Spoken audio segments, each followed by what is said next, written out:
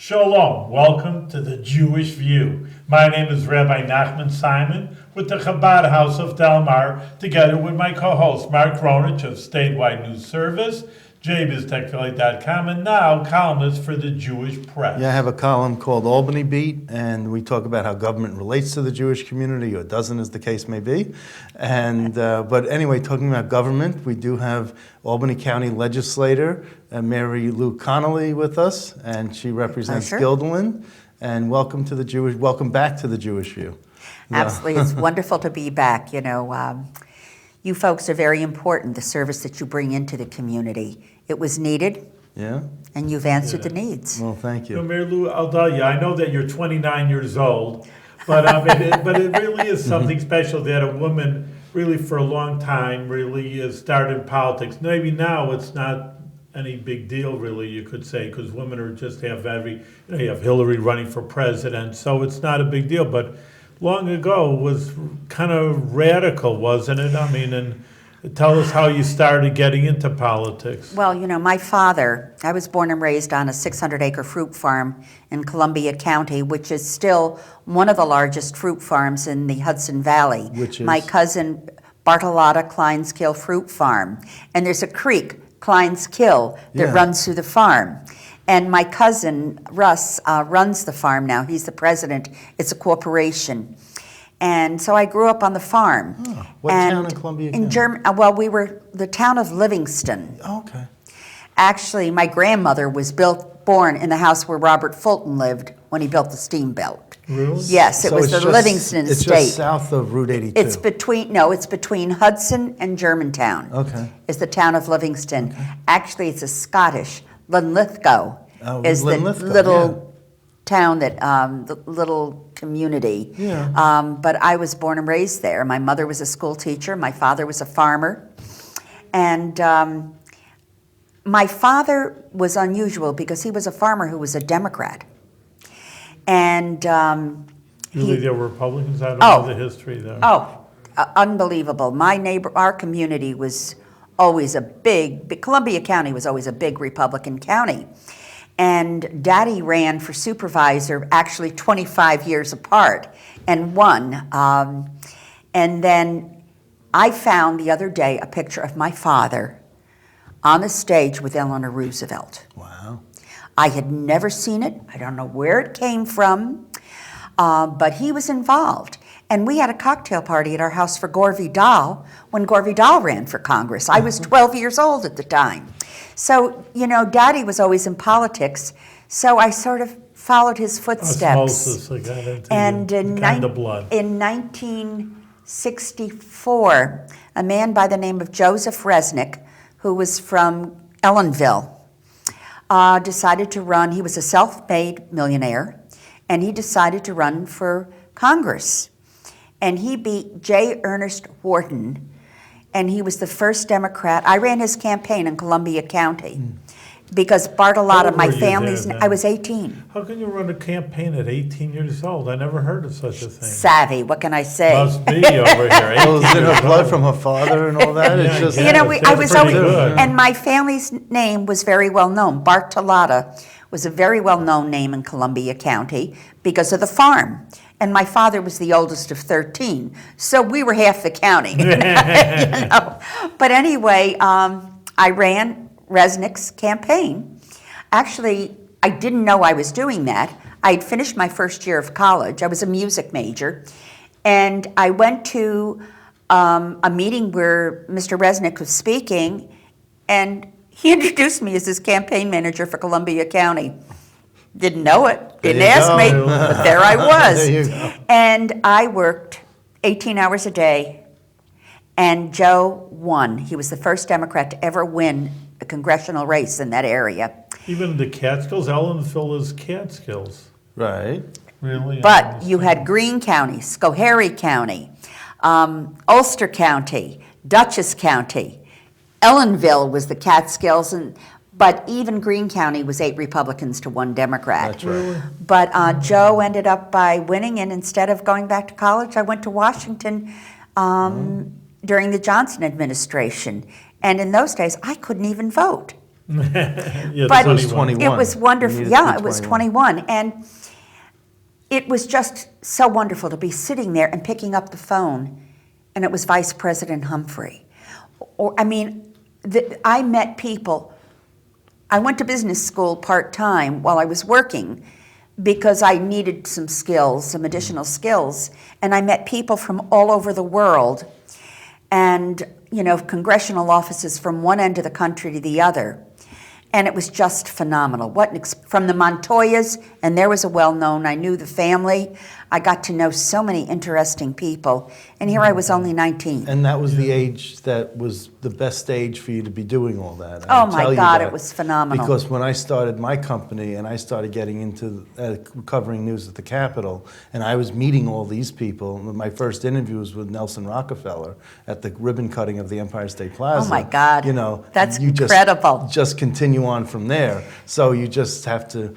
I always tell people, if you're going to do this, because people have a different image when there's a teenager or a young 20-something, approaching you, as opposed to someone in their 40s who they automatically feel, as a first appearance, first impression, that you should be more savvy than if you were a teenager. So they're more coddling, and they're more right, and they're more understanding. I would not have been able to ask Nelson Rockefeller any questions if I was 40, and when I was 18, I was, it was more of a. But wasn't it wonderful? Yeah, it was wonderful. It really was.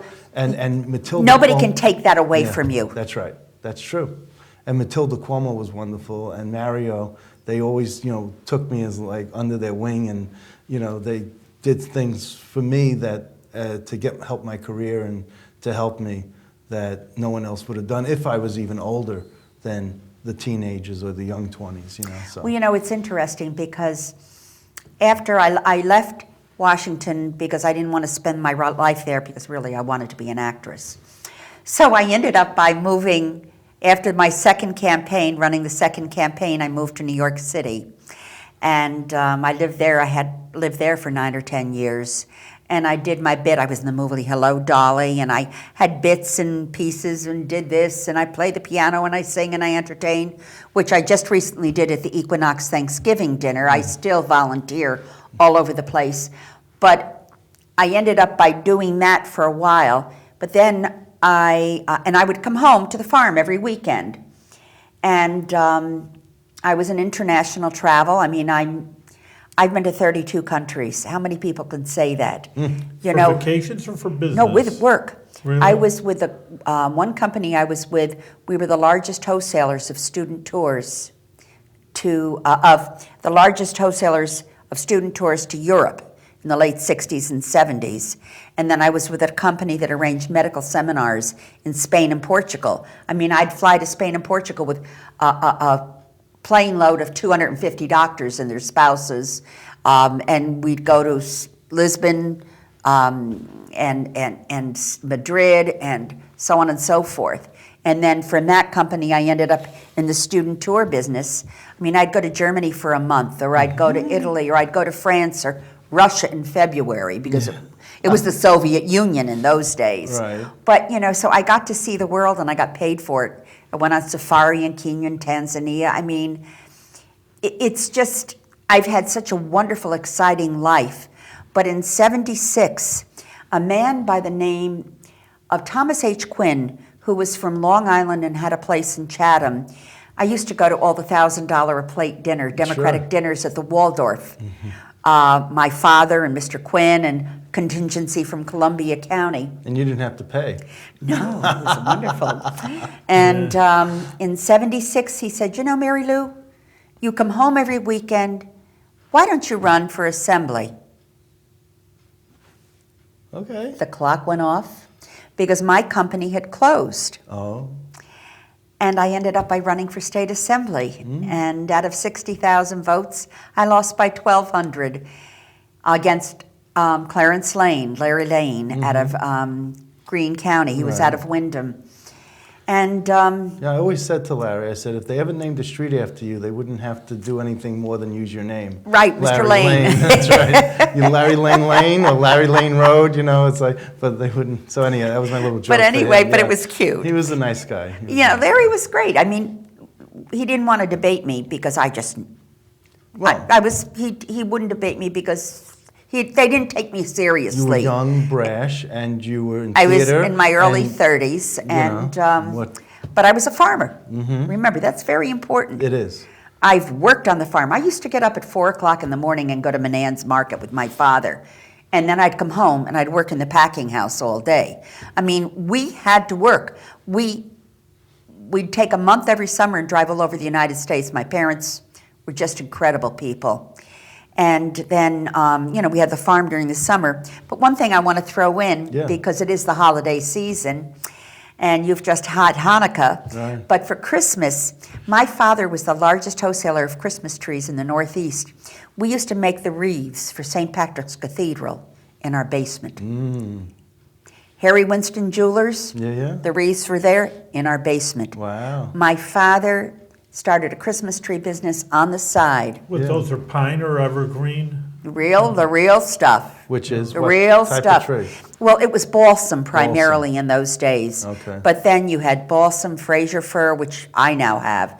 But Daddy, it was remarkable. So I'd go home and work, even when I lived in New York City Sure. or Washington, I'd come home weekends and help It him. was some work. So after you ran for assembly and you had that close victory, what did you do after that? I went back to New York City and More theater? no, I worked with one of the largest headhunters in the world. Oh, okay. And actually, I was his secretary and did quite well. Yes. And I got a phone call from a gentleman by the name of Joe Martino. Joe Martino had run for Congress. He was from Hudson originally, and he was living in Saratoga. And Dave Eno was Mary Ann Krupsak, who was Lieutenant Governor's press secretary, and they were looking for somebody to do her scheduling. I And how did did one he know you? interview. How did he Well, I know knew you? Joe. I grew up with him. But And ha- we were on the trail together. He was running for Congress. I was running for the Assembly. They knew I had been in travel. Okay. So I was pretty good at doing schedules. I see. And he said, Mary Ann's looking for somebody to do her scheduling. I did one interview, and the rest is history. I moved to Albany within 4 weeks. Yeah. And this has been my home ever since. And what did you do besides scheduling? What I else was did you Mary do? Ann's scheduler. I set up all of her appointments. This was 1970 what? 1977. Okay. So what was it like in the lieutenant governor's office in 1977? It was just exciting. Once again, you never know who would call up. Bella Abzug was a very close friend of hers. Gloria Steinem. I mean, the list goes on and Yeah. on and on. And I had all their home Phone numbers, numbers, yeah. everything else, because I did all the scheduling for Mary Right. Ann. Literally, if a plane, a private plane, or whatever she was on, had problems at 2 o'clock in the morning, I'd get the phone call. Right. I worked with somebody else in the office, but, morning, noon, and night, I was responsible for where Mary Ann was. How was Mary Ann's relationship with Hugh Carey in 1977? In 77, it was okay, but then it got a little rocky in 78. No pun intended for the previous governor, Rocky. Could be. Okay. But because it was somewhat contentious, and what sort of made that contentious? Did Hugh Carey one of the biggest problems that I've heard about lieutenant governors is that they're never given enough to do. And I don't know how Hugh Carey treated Mary Ann Krupsak. I don't know if he treated her well, let her do her thing, give her assignments. I don't know. in those days, they really didn't. And remember, Mary Ann beat Mario Cuomo in a primary for In lieutenant governor 1974. for that lieutenant governor position. Right. And they just weren't given the respect, I don't think, from the governor's office. There were always snide remarks. And that's what encouraged Mary Ann to primary Hugh Carey for governor, because there just wasn't the 78 was the primary. 78. And then when Mary Ann lost and Hugh Carey won, he needed to choose a lieutenant governor, and he chose Mario Cuomo to run which was with him. Yep. And then Mario Cuomo sort of waited his time, bided his time for the 4 years, And then when Hugh Carey announced he wasn't going to run for a third term, Mario Cuomo had the campaign with Andrew Cuomo as his son. Right, they were at the penthouse of the Wellington, and they were off to the races, strategizing and going from there. Well, And that's where I came into the scene. But, All right. yeah. Also at that time, in 1979, I became the regional director for I Love New York, from here to Cazenovia, up to Washington County, down to Binghamton. So I was the I Love New York director for this region. Mm-hmm. So when, actually that was when Cuomo won, I did all the arrangements for tours of Albany and everything else for his family. Okay. And actually I've got a letter on my wall thanking me for all the work I did in those days. I see. Because I switched, because of the travel. John Dyson was Yes. commissioner Right. of I Love New York, of Commerce. Of commerce, right, at the time. I worked with John Dyson in Washington in '65. Uh-huh. So you were So we go known back to a each other. long, Yeah. long ways. And when Marianne lost, and he knew of my background, because we'd always remained friends, You and John Dyson. John Dyson. John Dyson, that's when I Love New York began in '79. Mhm. And he's from Millbrook in Dutchess Yes, County. he Yeah. owns He has a winery. wineries. Yeah, he has great. Actually, he has wineries in Yeah. California Yeah. and Italy But he and has everywhere the imaginable. Millbrook one. Okay, that's it. So John Dyson kept you on. He hired me. Okay. And I was there from '79 to '91. When Cuomo cut the I Love New York budget in '91, I lost my job because they cut the budget and my That's job right. was no longer there. Wasn't anything personal. And no, but I was devastated because I loved Loved? what I did. I loved promoting New York State. I would bring travel writers and tour operators from all over the world and give them and show them New York State. Why didn't they? Why did they cut it? He- Why it wasn't worth? The budget, I don't know. Because for every dollar spent on the I Love New York program, $7 came back into the community in taxes Yeah, alone. tourism But I is have such to. a big. I have to tell you this story that I told on the show previously, is that Paul Tonko gave a speech, and when he was in the assembly, and he said, when people think of New York State, they think of the skyscrapers, the Statue of Liberty, and the bright lights on Broadway. Well, he says, let me tell you what the real New York State is. The silos are our skyscrapers, the bright lights in the milking barn at 5 a.m. are the bright lights of New York, and the liberty to farm one's own land is the liberty of New York State. That's beautiful. And I just thought that just That captured sums it up. And he said, he said that about 30 years ago. So he said, I don't have to attribute it to him anymore, but I do anyway. And Paul's right, you know, know. I remember one of the greatest advertising campaigns was I'm not in France, I'm not in the Alps, Right. I'm in New York. Right. And it would show the beaches of Long Island, mountain climbing in the Adirondacks.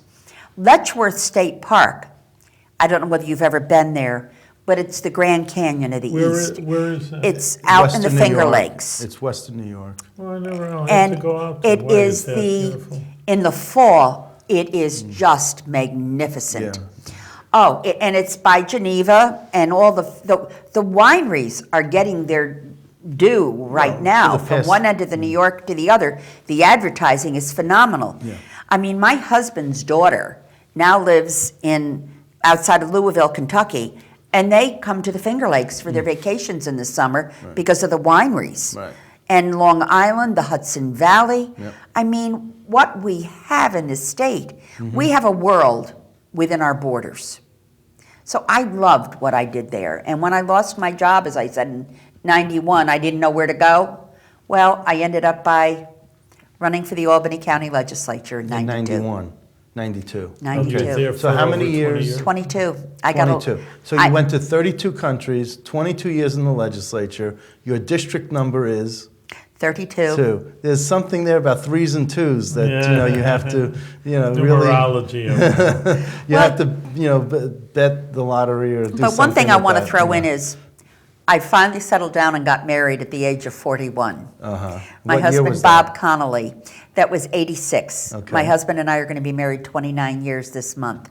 And he got me into the insurance business, so I still own my own insurance agency, and I've been in the legislature for 22 years. But I'm at the stage now where I'm in discussions because I don't want to stop serving Right. the residents of Albany County. I have loved, it's very difficult because I have absolutely loved my tenure. My key issue when I first ran was a new airport. I sat on the committee. We were there 7 o'clock in the morning, week after week, month after month, with Frank Amiso, Harold Joyce, Charlie Hoteling. I mean, that was an issue because of my tourism and travel background. The airport and economic development was the key issue. You know what? It doesn't sound like you really regretted leaving when Mary Ann Krupczak lost, and you didn't sound like you really regretted leaving that executive. Oh, I loved part. it. I would have stayed there forever. Really? I mean, working with Mary Ann Krupczak, with the Lieutenant Governor of the state of New York, Yeah. is quite an honor. And remember, I'm a country girl. Yeah. Right. And I was born and raised on that farm.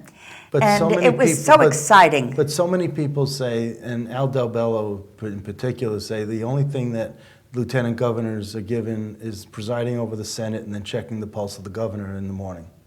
Well, Or, no. or as one vice president said, he'd call up the president in the morning, and if he answered the phone, he knew he could continue his day. Well, no, I know Mary Ann would have loved to have, and she would have made a phenomenal governor. But she did things, and she took on projects in tourism. I remember Radio City Music Hall was going to go under. And Mary Ann was the one person to lead The charge. the charge to keep it open and keep it operating. There was a major problem. She was one who promoted the tourism. She's the reason that acupuncture is legal in New York. She worked hard to get that legalized. Okay. She had a lot of things Yeah. that she did, That was personal to her. and it was very But important. was it on the governor's agenda, or was she like It was her. or It was she, hers. So she was like a Betsy McCoy Ross of her day? Yes, Okay. yes. Mary Ann, Because that's the bright, problem. bright woman. So Betsy McCoy Ross was the lieutenant governor under the first Pataki years, the first Pataki administration. And she, when Pataki gave his State of the State address, she stood up through the whole address. She also went to the assembly and did her own lobbying for bills that she wanted. She did her own, health care and all that. She did her own thing. And that really ticked off Governor Pataki. And I always point out that since 1976, there was 74, the first-term lieutenant governors have never been successful. If you look at all the governors, there's always been the second-term lieutenant governor has always been the better fit with the governor. It's an awkward situation. Mm-hmm. But that's politics. Well, that's why I want to talk to you about it, because I wanted you to, because you had the inside view of it, and that's why I wanted you to tell me. But it was very, but it was, believe me, Mary Ann had conviction. She knew. Without being in prison. Now you say What she someone wanted has to do. conviction and they're behind bars, so you got to be worried. Yeah, gotta worry watch about her. that. But she was a wonderful person, and will always be a dear, dear friend Right. in my heart. Sure. And I know if I picked up the phone today, And called her. and every once in a while we do. We haven't spoken in quite a while, and you think about people. And when I look at even my Albany County legislative history, Yeah, I would have been the third or fourth longest serving person right. in the Albany County legislature. Gil Ethier is the oldest. That's right. And then Frank Camiso. Right. And Lucy and myself are about the same. Okay. Lucy McKnight. McKnight and myself. And I think you get so many people who are elected Yeah, initially because I didn't have a clue yeah. what it was really all about. And NISAC didn't have training for you? Well, the thing, The Association of they, Counties, they they're do, supposed to have... they do, and we had a lot of things within the county. But I used to speak at the NISAC meetings for I Love New York all the time. I used to go to all the meetings. And they have some wonderful, wonderful programs. Because that's But- where the training was supposed to come from. But more importantly, Yeah.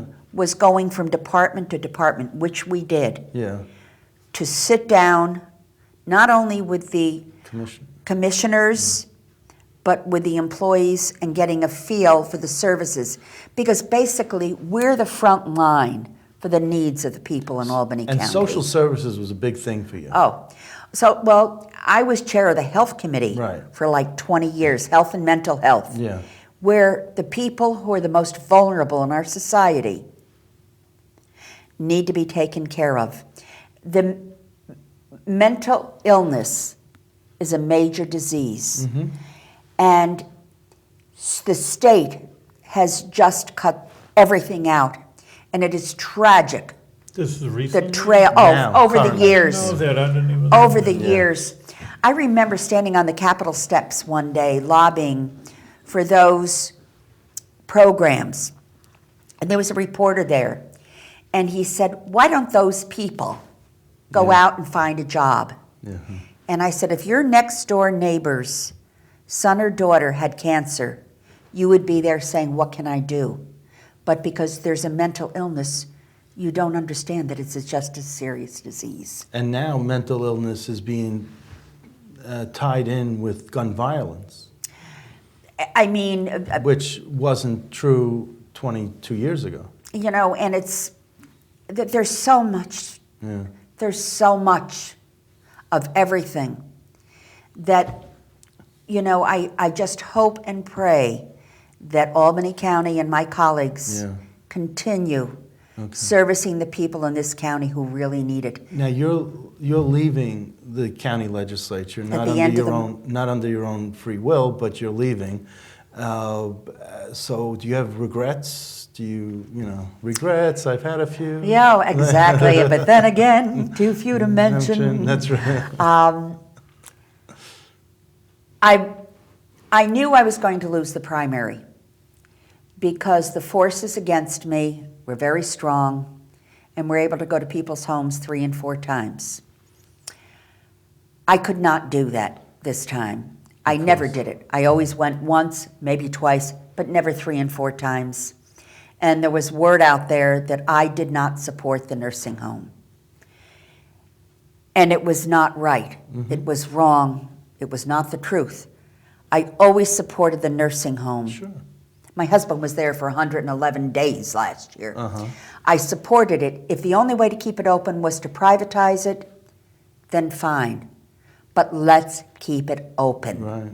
And it was mistaken that I didn't support it. Mm. And I still go there. I will continue volunteering. Right. As I said, Equinox, I played the piano and sing. I was Sure. there. Thanksgiving, I'll still go to the nursing home. If organizations need me, Right. I'm still there. I'm in the community. But I'm in discussion because I'm trying to figure out, I was 70 a few weeks ago. Oh, Mazel tov. Okay. Thank very you. good. We say may you live to be 120, so you got 50 more years to go. Hey, I got it going. Okay. But, you know, I still am trying to find a niche where I can be of service Okay, I to have the one. residents of Albany County. Because I have something for you. Okay. I want to do it. I want to continue. Not Albany County, but for the state. I have a project I want to talk to Oh, you here we go. about. Okay. We You've never always know. been. We can never turn him down. No. Right, Rabbi? That's it. You know my tour of New York State with the Yeah, right. municipalities? Well, she's a Wouldn't she be travel- perfect? Yeah, she's traveling. Okay, so we'll talk about this. Okay. But I wanted to, wish you the best of success in the future. Thank you. I will miss you at the county legislature. You were always one of the more colorful people up there giving speeches, well-spoken, and passionate. heart. From the heart, passionate. You didn't have to be scripted, No. and there was no chance that you could be scripted. No. So I just, hope that, I hope for sure that you run for office again. but you may not hope so. Well, you know, running for But- office, there are other ways to be of service. 70 is the new 40, I got to tell you. Well, I'll tell you, I certainly am young at heart. I always have been. I always will be. Right. And If I started to show you're 29 years old. absolutely. Okay. And the thing is, I just want to be of service. I don't want to lose. I've got 22 years here Right. under my belt. I have the years in Washington under my Right, belt. sure. I have the Nice pension. hey, but well, I was a tier 3, but anyway, I have It's okay. I have so much experience that I don't want to put it to waste. I understand that. I That's want why to I be said, beneficial. Tomorrow, you and I are going to have a conversation. Okay. All right, we're out of time, but Mayor Lou, you know, I mean, you say in Hebrew, Yashakea, congratulations, really, your whole life, I mean, from 18 years old, I mean, it's incredible, serving the community, the public interest, and like Mark says, just keep on going, don't give up, because like you were saying, that you have so much, the experience is everything, and really, it could be an incredible service even in the future, let alone whatever you've done in the past, and please do it with good health. That's right. Thank you. Absolutely. Have a wonderful season. Thank you.